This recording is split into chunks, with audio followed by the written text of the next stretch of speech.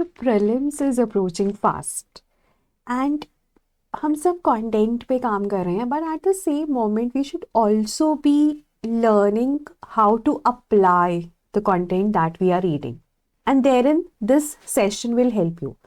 We will be discussing 5 questions based on topics: leopards, production gap report of 2025, Gajraj system, anthropause, and so on and so forth.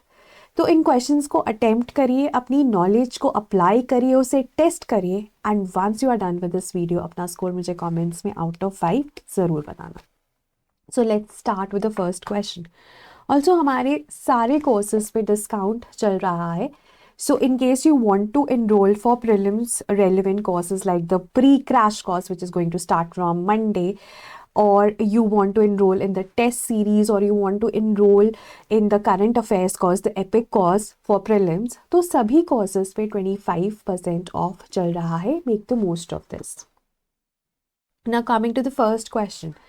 Now this is regarding leopards. 3 statements दी गई हैं और आपसे पूछा गया है how many of the above statements are correct. पहली है they prefer to hunt in the day, that is they are diurnal. Now we all know that apex predator है leopard, और इंडिया में ना tiger, leopard, even your wild dogs, ये सब apex predators हैं. और एक एस्पेक्ट जो इनको आपस में compete करने से रोकता है is the time of their feeding, whether they are diurnal or they are nocturnal or they are crepuscular, that varies. So उस चीज का ध्यान जरूर रखना while you are studying any apex predator. Then they are good climbers, very important. Their IUCN status is vulnerable. So how many of the above statements are correct that you have to mark? So the correct answer here is 2 statements are correct. अब पहली statement जो है वो गलत है, because ये nocturnal है, ये रात को हंट करते हैं at max crepuscular, that is they are active during the twilight phase, चाहे वो दिन का सन राइज से पहले वाला डॉन हो या शाम का सनसेट के बाद वाला डस्क हो.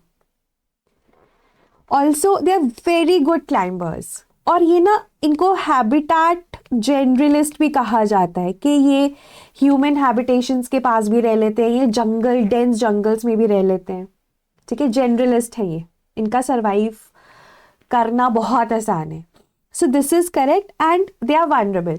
No we all know that leopards, snow leopards and clouded leopards, कोई भी लेपर्ड हो, तीनों ही वनरेबल है, तीनों ही शेड्यूल 1 में आते हैं एंड तीनों ही साइट्स के अपेंडिक्स 1 में आते हैं.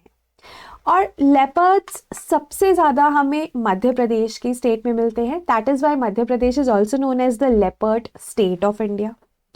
एंड अगर हम टाइगर रिजर्व की बात करें या प्रोटेक्टेड एरिया की बात करें तो नागार्जुना सागर श्रीसाइलम में लेपर्ड्स का नंबर सबसे ज़्यादा है. तो protected area wise it is Nagarjuna Sagar Srisailam, but state wise it is Madhya Pradesh. Right, so they are solitary like dholes और wild, unlike ढोल्स और wild dogs which are pack predators. ठीक है, तो ये छोटी छोटी रेफरेंसेस हैं जो हमें पता होने चाहिए.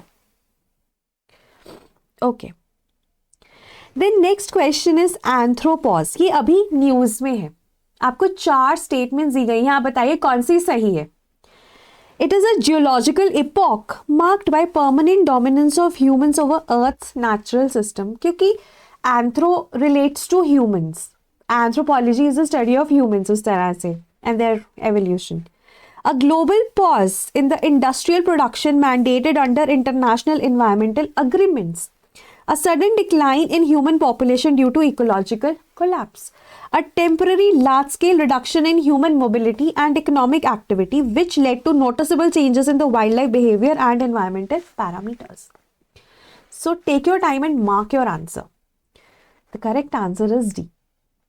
Anthropause का अभी एक स्टडी हुई है and anthropause is pause in the human activities and this happened during the COVID-19 lockdowns.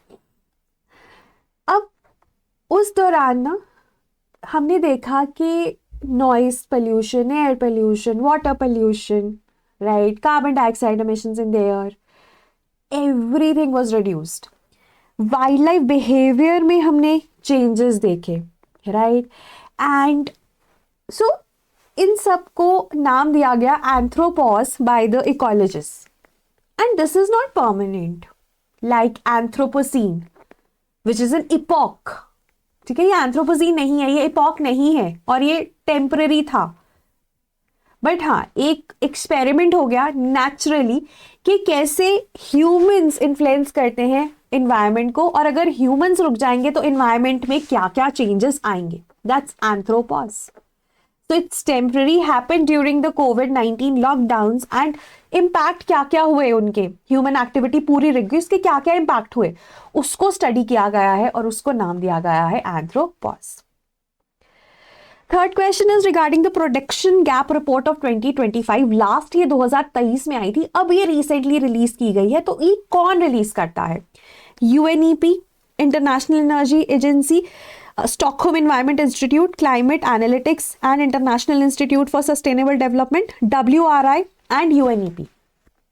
So mark your answer very cautiously. इसका आंसर है C। जो हमारी emission gap report है ना, आपने सुना ही होगा emission gap report, adaptation gap report। हर साल जब COP होता है ना UNFCCC का, उससे पहले ये रिपोर्ट्स रिलीज होती है। emission gap तो हर साल रिलीज होती है, और adaptation gap भी। प्रोडक्शन गैप लास्ट 2023 में रिलीज हुई थी। तो इमिशन गैप और अडेप्टेशन गैप रिपोर्ट्स जो है ना, वो रिलीज करते हैं हमारे UNEP plus. But this production gap report is released primarily by this, but हाँ, कोऑर्डिनेट इसको भी यूएनईपी ही करता है। बट अगर आपके पास यूएनईपी और ये ऑप्शन में है तो हम मार्क इसे ही करेंगे, ठीक है। सो that is the important thing, right. But it is do coordinated by UNEP. अब यहाँ पर ना प्रोडक्शन गैप रिपोर्ट हमें ये बताता है कि कितना फॉसिल फ्यूल्स का प्रोडक्शन अभी है और कितना होना चाहिए अगर हम पेरिस एग्रीमेंट के गोल्स को अचीव करना चाहते हैं, उसमें कितना गैप है। तो ये रिपोर्ट बताती है कि वो गैप ना बढ़ता ही जा रहा है। आइडियली कम होना चाहिए ना, पर वो बढ़ता ही जा रहा है। मतलब जो गवर्नमेंट्स है उनका झुकाव है अभी भी फॉसिल फ्यूल्स की तरफ, right. The next question is regarding the Gajraj system. Again, 4 statements have been given. Mark your answer. I'll read it out. AI-based surveillance system of Indian Railways that uses optical fiber cables and sensors to detect elephant movement near tracks and alert loco pilots to prevent collisions. अब होगा तो कुछ elephant से related he. A satellite-based monitoring program of the Ministry of Environment to track elephant migration across interstate corridors. Automated signaling upgrade system for high-speed rail corridors in ecologically sensitive zones. A drone-based wildlife sensors initiative under Project Elephant. अगर आपको पता है तो पता है, नहीं पता तो you can guess. But since it's a factual question, high chances that you might get it wrong. So the correct answer is A. It is an AI-based surveillance system और ये Indian Railways का है, right. Indian railways का अपना initiative है। अब आपको पता है कि एलिफेंट्स और ट्रेन का कोलिजन बहुत कॉमन है, जिसके कारण दोनों को ही नुकसान होता है। सो इसी वजह से एलिफेंट्स को बचाने के लिए लोको पायलट्स को पहले ही अलर्ट कर दिया जाता है, जिससे वो स्लो डाउन हो जाते हैं या वो रुक जाते हैं। No this happens with the help of AI which uses optical fibre cables and sensors to detect elephant movement. So that is Gajraj system. ना इसमें ड्रोन यूज होते हैं, ना ही ऑटोमेटिक सिग्नलिंग अपग्रेड है, ना ही सैटेलाइट्स है, right. Okay, then last question is regarding Greenland. Greenland भी बहुत न्यूज़ में है because of America wanting to own Greenland. So इसके बारे में 3 स्टेटमेंट्स है। Which of these are correct? Greenland is the world's largest island that is not considered a continent, non continental island. Greenland ice sheet is the second largest ice body in the world after Antarctica. It lies entirely within the Arctic Circle. Again, a simple question. Please mark your answers. The correct answer is 1 and 2. 80% ये Arctic Circle के under है, but completely within the Arctic Circle would be incorrect. So इसमें almost ये सब हम अपने current affairs के course में, अपने क्रैश कोर्स में कवर करेंगे. So make the most of these courses. अगर आप if you want to seek help, right, अगर आप खुद से तैयारी नहीं कर पा रहे, बिकॉज इन्वायरमेंट हो गया या बाकी सब्जेक्ट्स भी हो गए, कंटेंट क्यूरेट करना भी अपने आप में एक कला है, एक चैलेंज है जो सब नहीं कर पाते.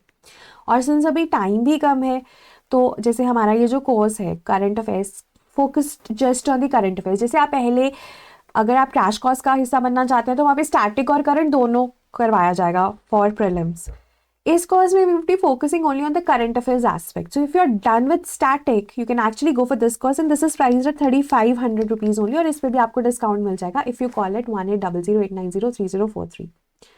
So like I said, कि टाइम कम है, सही direction can do wonders to your preparation. So just consider that, right? So that was all from my end. अपना स्कोर ज़रूर मुझे कमेंट्स में बताना. कोई डाउट है तो वो भी मुझे कमेंट्स में ज़रूर बताना.